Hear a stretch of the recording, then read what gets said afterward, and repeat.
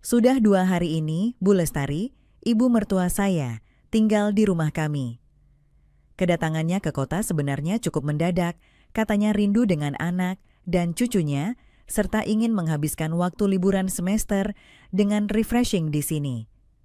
Sebagai seorang guru SMA senior di kota asal kami, Bu Lestari memang jarang punya waktu senggang. Maka, ketika sekolah libur hampir sebulan, beliau langsung memutuskan untuk berkunjung. Sejak menikah dengan Dinda, putrinya, 5 tahun lalu, saya membawa istri saya ikut tinggal di kota ini karena pekerjaan saya di perusahaan konstruksi besar. Lokasinya jauh dari kampung halaman, bahkan beda pulau, jadi kami hanya bisa mudik setahun sekali saat Lebaran. Jadi, bisa dibilang ini adalah kali kedua Bu Lestari datang ke rumah kami. Pertama kali waktu Dinda melahirkan anak kami, Farah, dan sekarang di kunjungan liburannya kali ini. Namun, berbeda dengan kedatangan sebelumnya, kali ini Bu Lestari datang seorang diri. Pak Herman, ayah mertua saya, tidak ikut. Katanya tidak bisa cuti karena pekerjaannya di kantor kecamatan sedang padat, apalagi beliau sudah dekat usia pensiun. Sementara Bu Lestari sendiri masih terbilang muda untuk ukuran ibu mertua. Usianya baru 47 tahun, terpaut hampir 10 tahun dengan Pak Herman. Penampilannya pun masih terlihat segar dan anggun, bahkan orang-orang yang baru kenal sering salah mengira beliau kakak dari istri saya. Jujur saja, kalau saya bandingkan sekilas, memang ada kemiripan antara Dinda dan ibunya. Sama-sama berwajah manis, kulit bersih, dan sorot mata yang teduh. Hanya saja Dinda bertubuh ramping seperti ayahnya, sedangkan Bu Lestari berpostur lebih berisi, membuat auranya terlihat lebih berwibawa. Mungkin karena itu juga banyak yang bilang putri kami, Farah, lebih mirip neneknya daripada ibunya sendiri. Cerita ini terjadi saat saya baru saja pulang dari perjalanan dinas.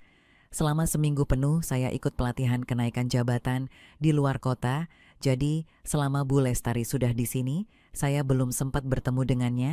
Begitu tugas selesai, saya langsung pulang tanpa memberi kabar pada Dinda. Maksud hati ingin memberi kejutan. Waktu itu sudah lewat pukul 11 malam saat saya tiba di rumah. Rumah sudah sepi. Dinda dan Farah pasti sudah tidur. Tanpa banyak pikir, saya langsung menuju kamar belakang, kamar saya dan Dinda. Sejak dulu kami memang tidur terpisah saat Farah masih kecil, agar Dinda lebih mudah menenangkan putri kami kalau rewel malam. Tapi biasanya kalau saya pulang, Dinda akan pindah ke kamar kami untuk menemani. Dan benar saja, saat itu saya lihat seseorang sudah tidur di atas ranjang. Lampu kamar sengaja dibiarkan mati, hanya ada cahaya redup dari luar jendela yang masuk lewat tirai tipis. Samar-samar saya lihat sosok yang saya kira Dinda. Pakaian tidurnya pun seperti yang biasa dikenakan Dinda jika sedang ingin tampil manis. Malam itu, tanpa curiga, saya pun mendekat dan melepas rindu setelah seminggu berjauhan. Awalnya saya pikir Dinda memang sedang lelah sebab dia lebih banyak diam dibanding biasanya, tapi bahasa tubuhnya tidak menunjukkan penolakan, justru seakan memberi isyarat bahwa semuanya baik-baik saja. Saya semakin larut dalam suasana, mengira itu memang Dinda yang sudah menunggu saya pulang. Hingga di satu momen, ketika hampir selesai dengan kebersamaan kami malam itu, suara lirih dari orang di samping saya membuat seluruh tubuh saya membeku. "Maaf Rio, aku bukan Dinda," bisiknya pelan, nyaris tak terdengar. Saya tertegun. Untuk beberapa saat saya merasa seperti tersambar petir di malam gelap. Tak percaya dengan apa yang baru saya dengar, saya buru-buru menyalakan lampu kamar. Dan saat itulah saya mendapati kenyataan pahit yang membuat jantung saya seperti jatuh ke lantai. Di depan saya, tersenyum kecil seolah menenangkan, duduklah Bu Lestari. Ya Tuhan, ibu mertua saya sendiri. "Bu, saya kira itu Dinda. Saya benar-benar tidak tahu." Suara saya tercekat, gemetar. "Sudah Rio, tidak perlu panik," jawab Bu Lestari tenang. "Cepat bangunkan Dinda, biar dia buatkan kopi untukmu." Tanpa pikir panjang, saya langsung menuju kamar depan, membangunkan Dinda, dan pura-pura tak terjadi apa-apa. Malam itu saya tidur dengan gelisah, kepala penuh kecamuk rasa bersalah, dan malu yang luar biasa. Tak pernah terbayang dalam hidup saya akan ada kejadian seperti ini. Keesokan paginya, Saya sengaja pura-pura masih tidur ketika Bu Lestari mengetuk pintu, mungkin ingin membangunkan saya untuk berangkat kerja. Padahal sebenarnya saya masih libur 3 hari lagi, tapi saya terlalu canggung untuk keluar kamar dan bertemu dengannya. "Rio, bangun nak, sudah pagi, kalau kesiangan nanti telat kerja." Suara Bu Lestari terdengar lembut dari balik pintu. Saya menjawab pelan, "Masih libur Bu, maaf, saya masih ngantuk." Padahal sebenarnya saya sudah mandi dan berpakaian rapi sejak tadi, hanya saja memilih tetap berbaring, mencoba menghindari tatap muka dengannya. Namun, rupanya Bu Lestari tidak langsung pergi. Saya mendengar pintu kamar dibuka pelan dan langkah kakinya masuk ke dalam. Jantung saya berdegup kencang. Apa yang Bu Lestari ingin bicarakan? Kenapa dia masuk ke kamar? Dan saat itulah, tanpa saya duga, ia duduk di tepi ranjang, menepuk bahu saya pelan, lalu berbisik, "Kamu ini, semalam aku yang pura-pura tidur, sekarang kamu yang pura-pura tidur, ya." Aku hanya bisa terdiam. Punggungku tetap menghadap Bu Lestari, berpura-pura tertidur meskipun jantung ini berdegup nyaris tak karuan. Tak pernah dalam hidupku membayangkan akan ada momen seperti ini. Seolah semua jadi salah langkah sejak malam itu. Dan kini ibu mertua sendiri duduk di tepi ranjang, seperti sengaja memperpanjang ketegangan yang sejak semalam belum reda. "Aku nggak marah kok," bisiknya lagi, suaranya lembut, seolah menenangkan anak kecil yang ketakutan. "Aku paham, itu cuma salah paham. Sudah, lupakan saja. Tapi bagaimana mungkin aku bisa melupakan? Wajahnya, sentuhannya, napasnya semalam, semua terlalu nyata. Seharusnya aku segera meminta maaf dengan jelas, menunjukkan penyesalan, menjaga batas. Namun yang kulakukan malah diam kaku, takut menatapnya langsung. Tak lama kemudian, aku mendengar Bu Lestari berdiri dari ranjang. Ia berjalan pelan keluar kamar sambil menutup pintu dengan hati-hati. Begitu sunyi kembali, aku menarik napas panjang, mencoba menenangkan pikiran. Namun percuma, bayangan semalam terus berputar di kepala. Hari itu aku berusaha menghindar semampu mungkin. Setelah akhirnya keluar kamar menjelang siang, aku pura-pura sibuk di teras rumah, membersihkan motor, mengecek handphone, apapun asal tidak terlalu lama berada di ruang tengah tempat Bu Lestari dan Dinda bercengkerama.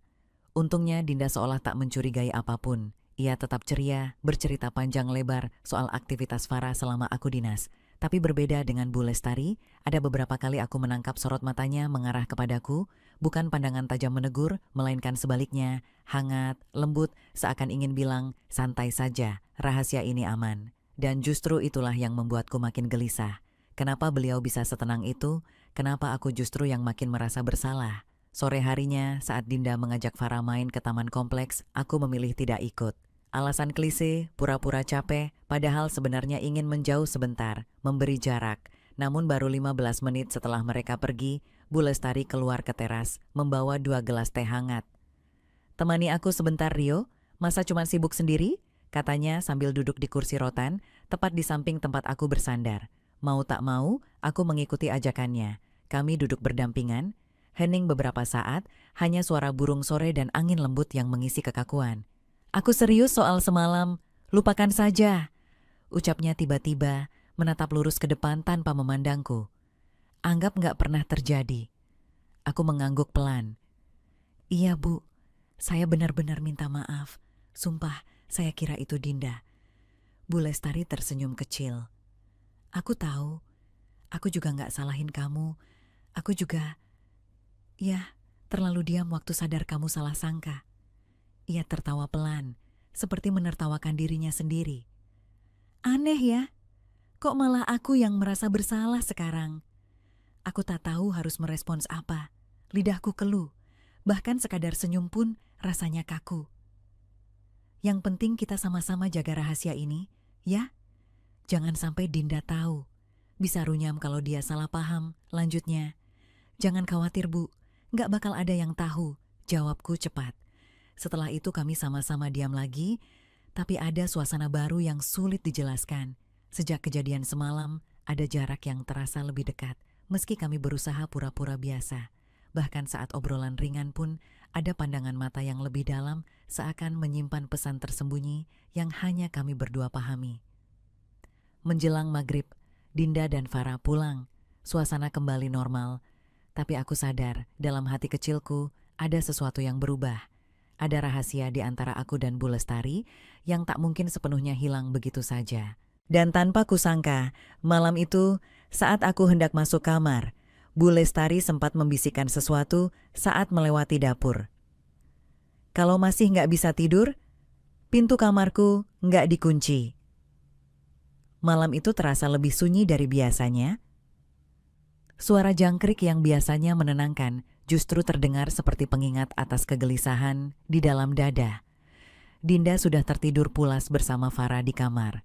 Aku berbaring memandang langit-langit, mencoba memaksa mata terpejam, tetapi percuma. Kalimat Bu Lestari sebelum maghrib tadi terus berputar di kepala. Kalau masih nggak bisa tidur, pintu kamarku nggak dikunci. Ucapan itu seharusnya ku buang jauh-jauh.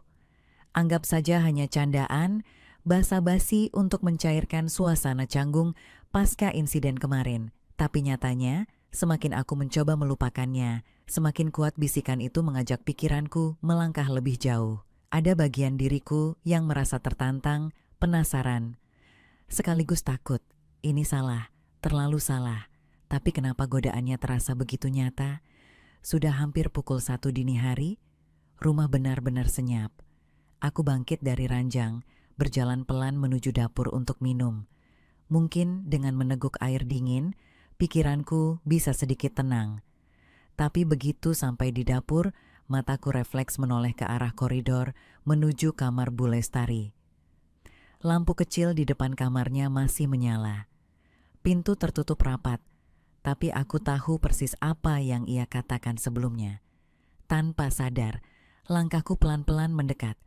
Bukan untuk masuk, hanya memastikan, hanya melihat. Tapi saat aku hampir tiba di depan pintu, suara lembut terdengar dari dalam. "Rio?" Aku terdiam. Jantung berdetak makin kencang. Suaranya lirih, nyaris seperti bisikan, namun jelas memanggil namaku. Aku menelan ludah, mencoba bersuara pelan. "Iya Bu, saya cuman ambil minum." Ada jeda singkat sebelum ia menjawab lagi. "Masuk aja, aku nggak bisa tidur." Tubuhku seolah bergerak sendiri. Tangan ini membuka pintu perlahan, dan di dalam sana Bu Lestari sudah duduk di tepi ranjang, hanya mengenakan daster tipis berwarna biru muda. Rambutnya tergerai lepas. Wajahnya tampak lelah, tapi tetap memancarkan pesona yang sulit dijelaskan. "Maaf, saya ganggu," ucapku pelan, berdiri kikuk di dekat pintu. Ia tersenyum lembut. "Nggak ganggu. Aku malah senang ada teman ngobrol." Aku maju beberapa langkah, duduk di kursi kecil dekat meja rias, menjaga jarak sebisa mungkin, namun bahkan dari situ, aroma tubuhnya samar-samar tercium, wangi lembut yang entah kenapa makin memperparah kegelisahan ini. "Kamu nggak tidur karena kepikiran semalam ya?" tanyanya hati-hati. Aku mengangguk. "Iya Bu, jujur aja, saya masih malu." Bu Lestari tertawa kecil. "Aku juga kok, tapi sudahlah, kita manusia biasa. Kadang ada hilaf, ada momen gak sengaja." Aku mengangguk lagi, tapi dalam hati justru merasa kalimat itu makin menjerumuskan. "Saya cuma takut kalau nanti jadi keterusan." Ia menatapku lama. Pandangannya dalam, seperti mencoba membaca isi hatiku tanpa perlu kata-kata.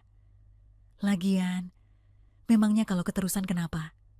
tanyanya pelan, seolah menantang. Aku menahan napas.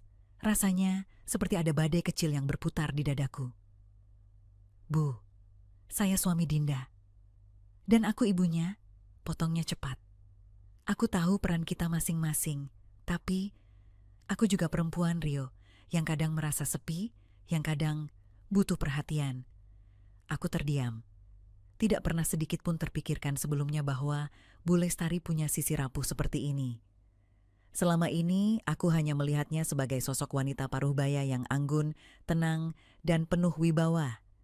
Tapi malam ini, di balik semua itu, ternyata ada kesepian yang selama ini tersembunyi. "Udah lama aku nggak ngerasa diperhatikan laki-laki," lanjutnya lirih. "Dari sebelum suamiku meninggal pun, rasanya aku kayak hidup sendiri." Aku merasa dadaku sesak. Ada empati yang muncul, tapi juga diiringi godaan yang makin sulit dibendung. Ini salah, aku sadar. Tapi di sisi lain, ada bagian dari diriku yang ingin menjadi orang yang mengisi kekosongan itu, meski cuma sebentar. Aku nggak maksa kok, katanya lagi, tersenyum pelan. Kalau kamu mau balik ke kamar, nggak apa-apa. Aku ngerti, tapi aku tidak bergerak. Tubuhku tetap terpaku di tempat. Bahkan ketika mataku bertemu lagi dengan tatapannya yang hangat itu. Dan saat ia menggeser posisi di ranjang, memberikan ruang kosong di sebelahnya, aku tahu ini persimpangan. Pulang ke kamar atau melangkah lebih jauh. Dan pada akhirnya, tanpa satu kata pun, aku berdiri dari kursi, berjalan pelan mendekatinya, lalu duduk di sisi ranjang. Jarak kami hanya beberapa sentimeter. Detik itu juga aku tahu, apapun yang terjadi malam ini takkan pernah bisa dihapus begitu saja. Bu Lestari menatapku lama, sebelum akhirnya berbisik, "Cuman malam ini aja ya." Aku mengangguk.